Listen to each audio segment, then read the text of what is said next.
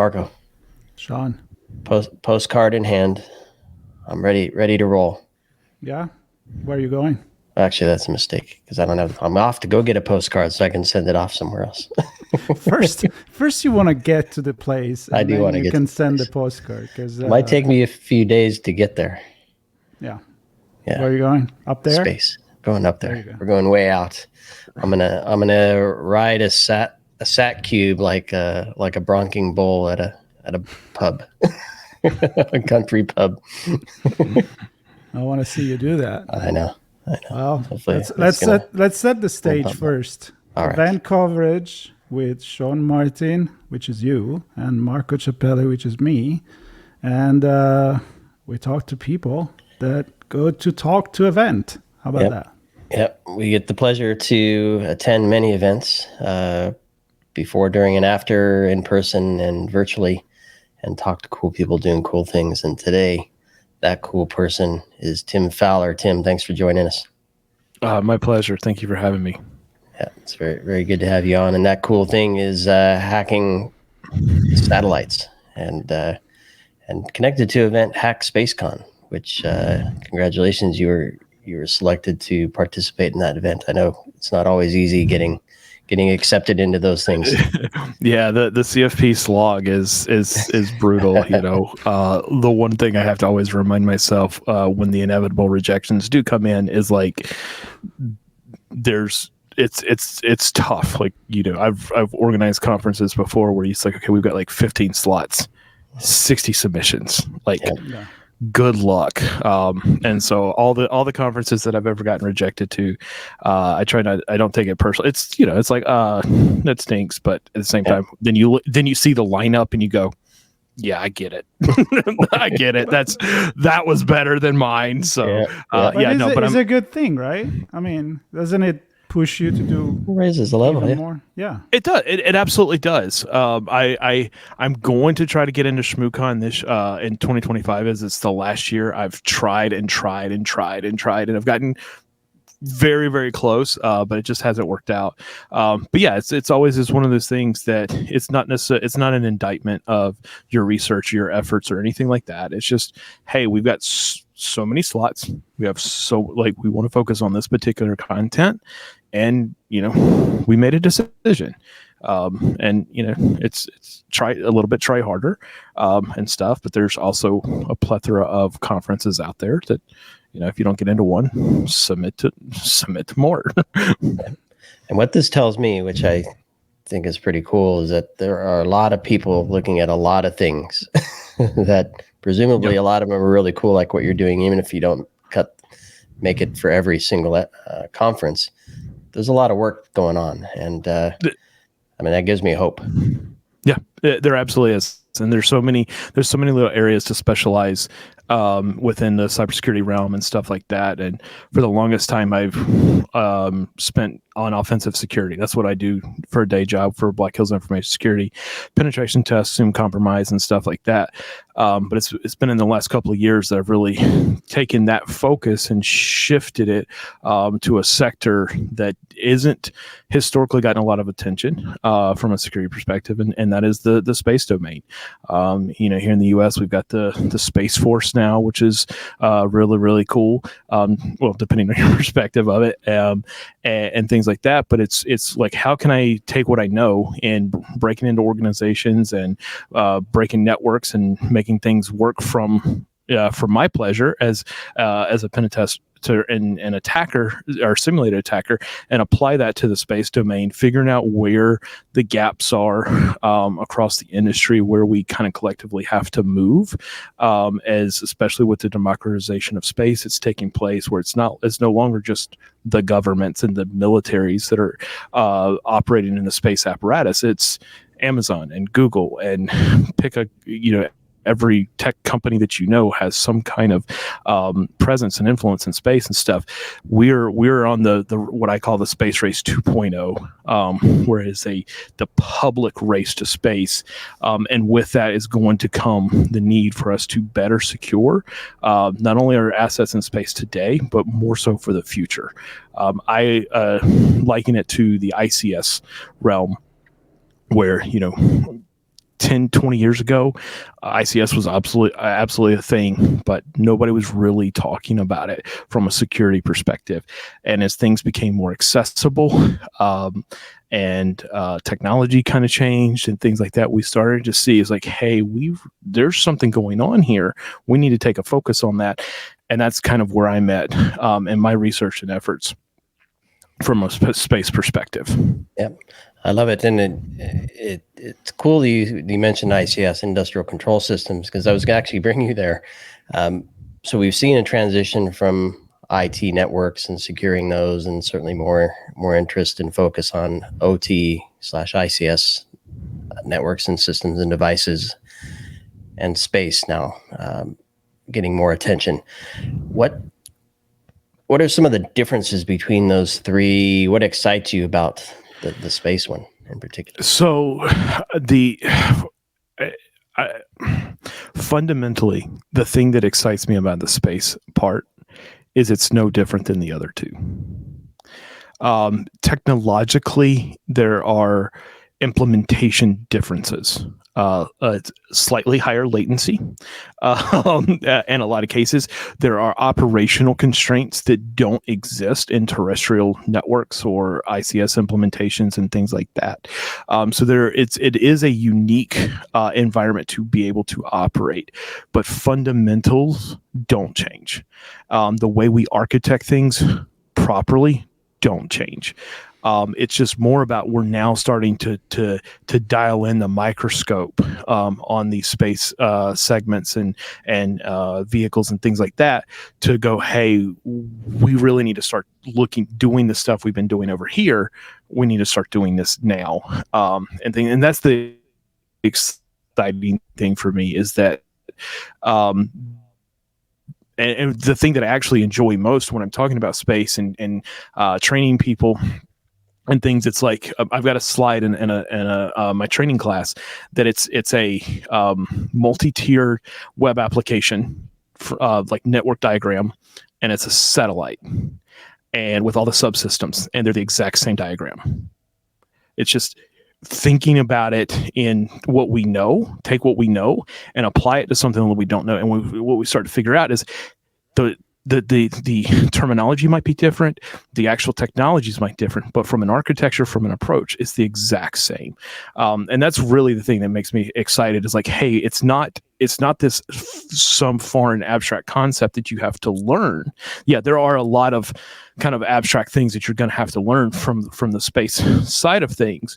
But if we can put it into concepts that we already understand, it makes it much more approachable, and then you can learn the details as you go, as long as you understand those fundamentals. Very cool. So I'm not going to wear my society hat right now because I had plenty of conversation about how it's space influence in everyday life and GPS and many, many, many more.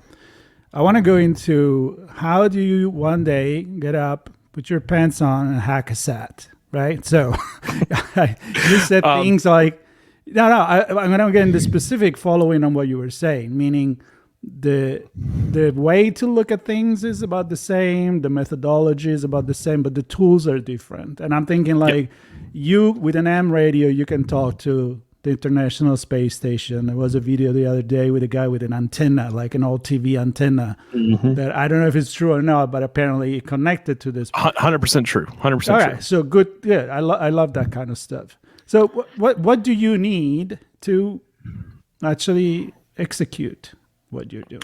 Yeah, so you're going to need, in most cases, as I said, you're going to need a lot of the same skills that you already have if you're going to approach. So if I tell you I'm going to hire you as a penetration tester to breach my organization, and we have this super secret software that's the target for you, okay? Well, there's fundamentally nothing different than, hey, I want you to breach me, and we happen to be running a satellite that has our secret software in it. You're going to have to use your same kind of skill sets from an OSINT perspective to just be able to learn as much as you can, doing all the reconnaissance efforts and things like that. At some point in time, it's going to take some mechanism of a breach, whether it's through social engineering or missing patches or anything like that. Credential misuse is a common one. We saw that in the K8 set hack on the eve of the Ukrainian invasion, where credentials were compromised and were used in an unauthorized way. And so from that perspective, I'm literally going to treat it just like I would like a normal penetration test and stuff. Where the complexities start to change is when we actually get into the communication, the system of actually interacting with the satellite, understanding what the protocols are, understanding what the packet structure looks like, the command structure, the telemetry structure. That's where it does start to get a little bit different, and you do have to understand kind of at a specialized level that there are intricacies and things like that. The ability to reverse engineer firmware, looking for those vulnerabilities and stuff like that for potential buffer overflows and command injections and stuff. These are all things we do in CTFs and stuff like that. Not so much in the real world, unfortunately, but it's still going to be the same kind of tactile approach. As far as you were talking about like signals and stuff, like SDRs have been absolutely pivotal for how they've impacted our ability to interact with space systems. I did a webcast last week, I think, on software-defined radios for space signal analysis, and talked about in 2019 the SpaceX Falcon 9 was sending unencrypted telemetry and video feeds to the ground from the rocket. And some very intrepid hackers were able to demodulate that and decode that and stream the SpaceX Falcon 9 live video from, I think it was the stage 2 liquid oxygen tank camera. And then 3 weeks later, within 3 weeks, all communication or all telemetry was encrypted, which is cool. But that was a capability of software-defined radio with just signal processing. And a lot of that aspect can happen offline. Once you capture those initial signals, it's just a matter of brute force and determination to eventually we're going to be able to reverse engineer those, decode those, and demodulate those appropriately to be able to see what's there. And if you're dealing with the unencrypted communications, now the whole gambit is there. And there are reasons that communications are unencrypted, especially in space systems.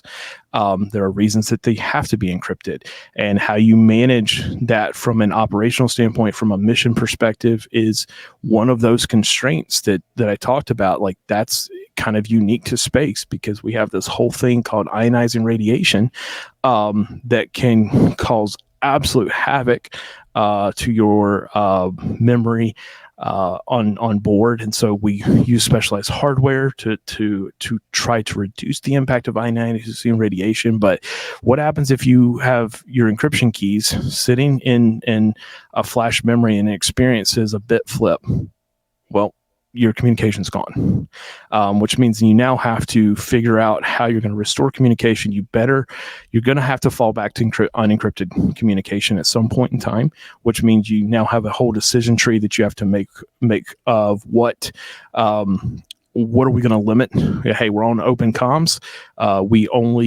The only thing we can do is reestablish encrypted comms. We don't want to have full control of our satellite just sitting there going, it's like, oh, do a barrel roll, enter, and all of a sudden, it starts barreling off in orbit.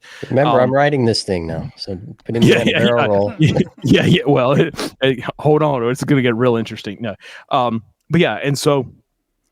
Fundamentally, here again, it's the same type of stuff that we look at from web applications, from desktop application, reverse engineering, and binary stuff like that. It's network protocols and stuff like that. It's just they're done in a very specific, very strategic way that we're not necessarily used to kind of approaching from a general cybersecurity perspective.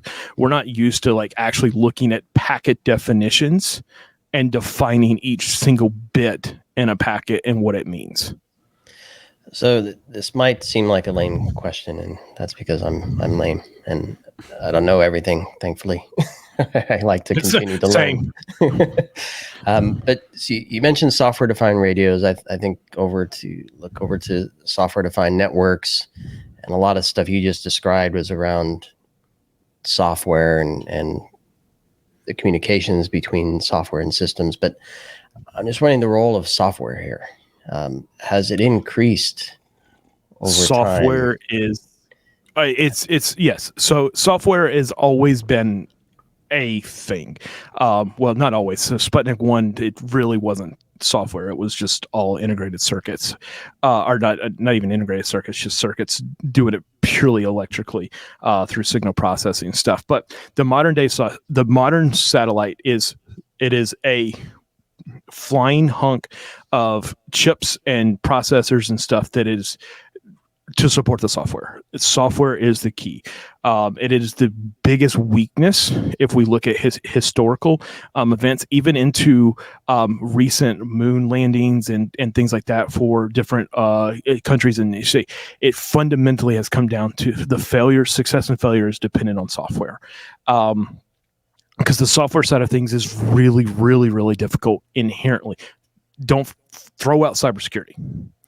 Just getting the software to function and predict and to account for every possible variable and thing, that in of itself is a challenge. And in doing so, that's typically where you may introduce vulnerabilities and things like that from a cybersecurity perspective, because we're having to account for every possible state and iteration and processes, and we're designing PID controllers to be able to manage our movements and predict, and like it's very complex systems from a software perspective that takes a lot of thought, a lot of execution. It has to be well designed, and it has to be fault tolerant. You talked about software-defined networking, like the new thing. I want to say new. SDR in satellite applications has been around since the 90s. But really, it's this concept of software-defined satellite, where you have a satellite bus, a generic satellite bus that has all the bells and whistles that you necessarily need. You can go buy this off the shelf from a vendor or something like that, and then you define your entire mission, you define your entire capability purely in software. So software has always been kind of present and been the fundamental issue. As far as like when things go wrong, there are cases where it is hardware that fails, but more the times than not, it's going to be a software issue. And oftentimes software issues can lead to hardware failures when things get out of bounds and stuff like that. So at the heart of it, secure software development lifecycle is fundamental. Contingency planning in your software is fundamental. That's where the heart of everything is going to be, is in software. I have a question, and I know we're going to go longer than 20 minutes already. But I'm sorry. It's not. It's totally cool. Cool. I mean, I'm fascinated by all of this. I love space and everything that come with it. So my question is, following a conversation we just had with the Isaac, right? Sean Space Isaac. And we were talking about the complexity that now it's way more than what it used to be when it was all military, like it was national control. I mean, the race to space wasn't with commercial entity. Now you mentioned that we got commercial entity. We're looking at going just for a trip to space, hotel in space. So put the futuristic hat on, and what do you see it coming? I mean, first of all, I see a lot of people needed to do the job that you do. That's for sure. And how is this commercial versus national effort and government coming all together, and standards? It be a big mess? That's my guess. Yes, and there's the potential for chaos is always there. The one thing that I will say, in the research that I've done, and this is backed up by some other people's research and things like that, typically the bigger and the more complex the project or the mission in space, the more likely that mission is to adhere to established standards, which is good. Now, there are some caveats to that depending on nations that you're talking about and things like that. But there are some very, very robust and comprehensive recommendations and standards. Most of them put out by an organization called CCSDS, the Consultative Committee for Space Systems Data Systems. I just call it CCSDS. That have if you want some very difficult reading, go read these blue books and green books and things like that. There are frameworks, even from NIST and recommendations and stuff on how to secure infrastructure, both in spacecraft, both on the ground station, communication links. There are a lot of these kind of pushed for these standards, because one of the things that standards help us do is it helps us have interoperability and things. Because if let's say I'm working for space company, not SpaceX, but Space B, and then I go work for Green Origin over here. I don't necessarily want to have to learn all new stuff because it's like, oh, we're doing this super proprietary things like that. No, standardizations will absolutely help. And we're going to see, I think, more and more this kind of framework structures that people are getting on board with, and being like, okay, here's how we're going to do this, because it keeps things consistent and it keeps things stable in terms of not having a bunch of competing frameworks and things like that. And so I think we're gonna head there effectively. I call it GRC in space, governance, risk, and compliance. And there's going to be a big push for that, because we're already seeing it. Like, a great example is the space debris. It's an issue. We hear a lot about it. Everybody's afraid of the Kepler syndrome, Chrysler syndrome, and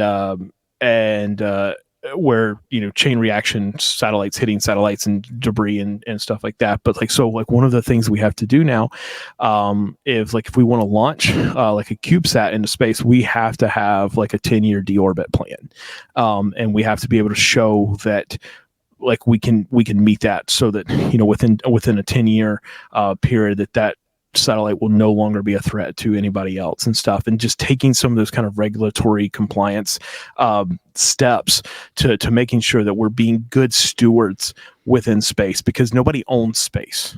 And so, did you say, Tim? Sorry, did you say deorbit plan? Yeah, a deorbit plan. So taking it out of orbit, does that mean actually retrieving it, or blowing it to smithereens? The goal is to deorbit it into the atmosphere so that it burns up. But you want to make sure that you do that in a safe manner. With CubeSats and things like these nano and pico satellites, it's much less of a risk or a burden, a thing like that. It's more you're thinking, if you're wanting to deorbit, a 2,000-ton GPS satellite, that's a lot of mass. And you want to do it in a way that when you still have control over the satellite, because if it's like, we ran out of batteries, we ran out of propulsion. Okay, let's just hope gravity will win eventually.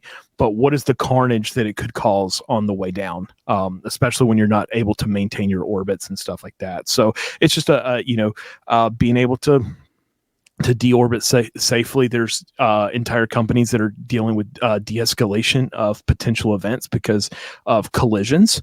They're tracking all of these satellites, and hey, you're on course to it may be 200 orbits from now or something like that, but you could potentially collide with another satellite, and being able to de-escalate, figure out who's going to move and stuff like that. There's a whole entire industry of just cooperation in space.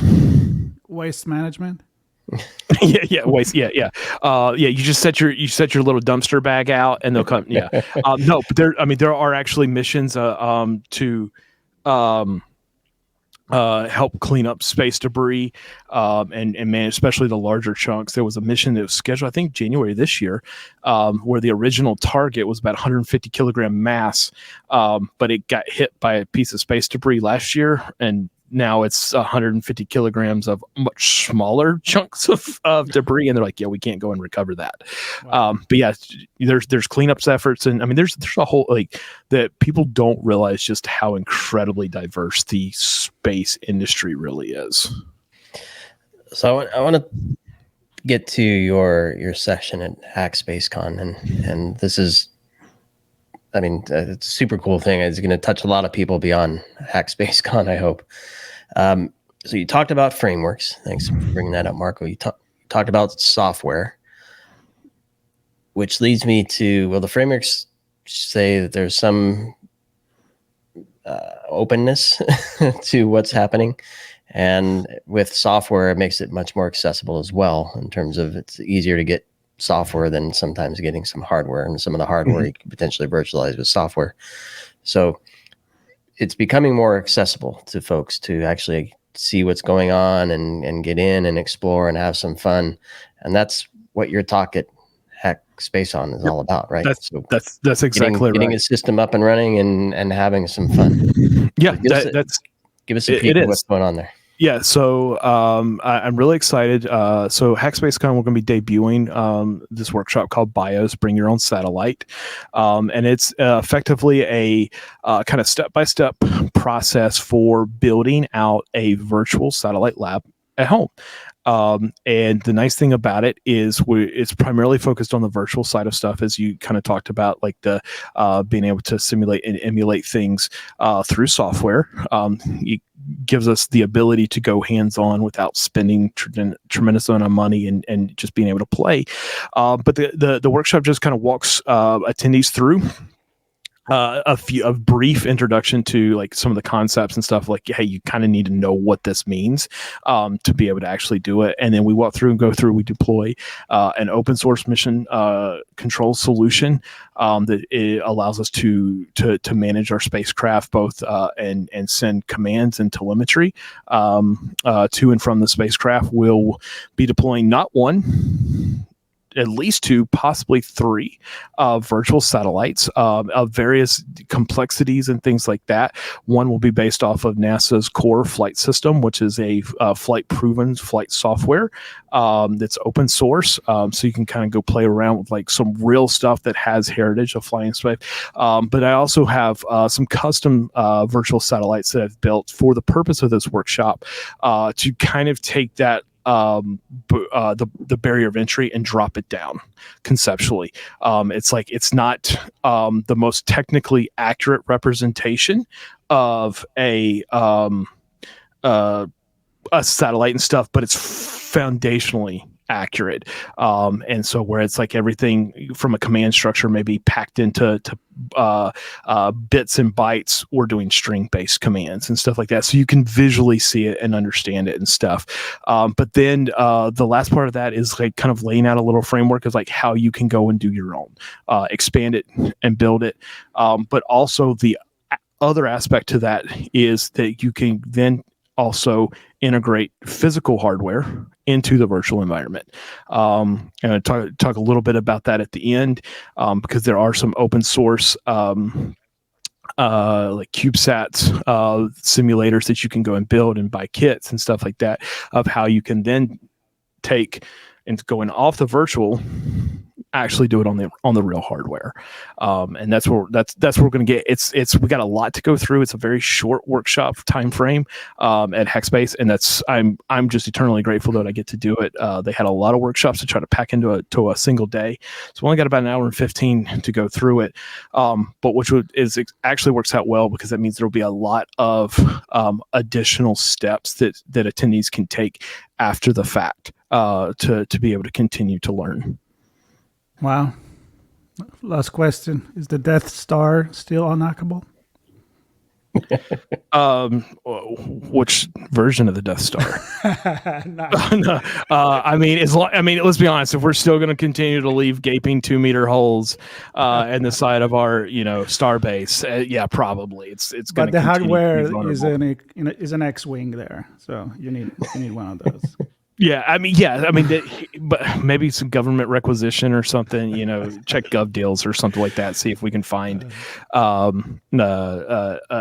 a used X-wing for a reasonable price. Check your local swamps. Jokes apart, this was fascinating.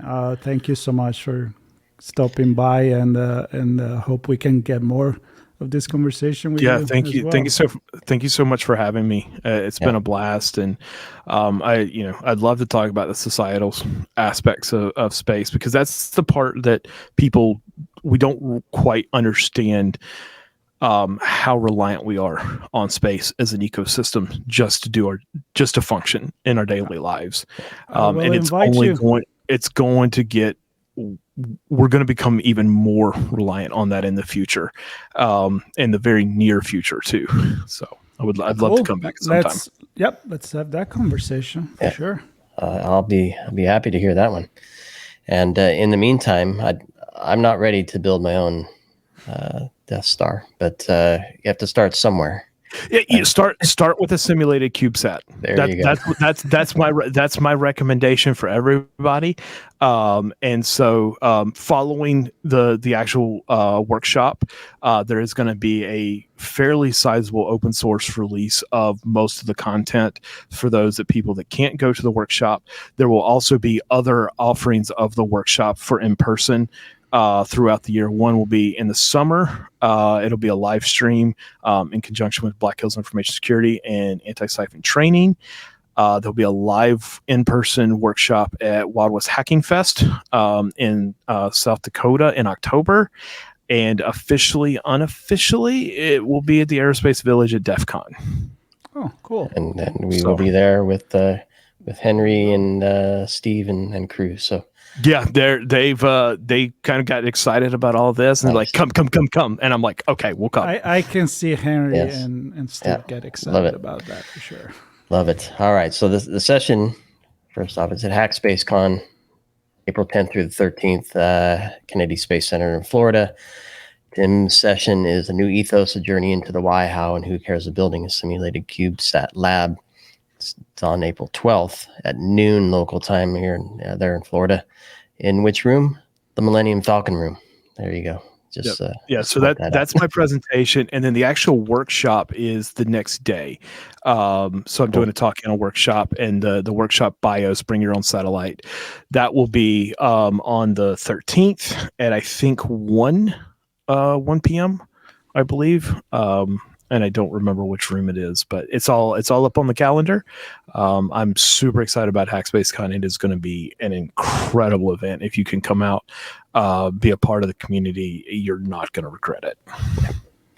I can see that, and grateful to have you on, Tim. Thanks for doing all that you do, and thanks so much for paying it forward with that session and the workshop. And of course, everybody listening and watching. Take some time there if you can.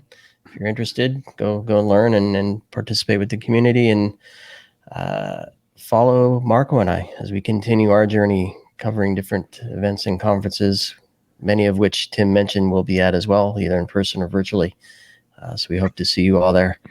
Thanks, Tim. Thanks, Marco. Thanks, everybody, for watching. See you, everybody. Thanks, gentlemen.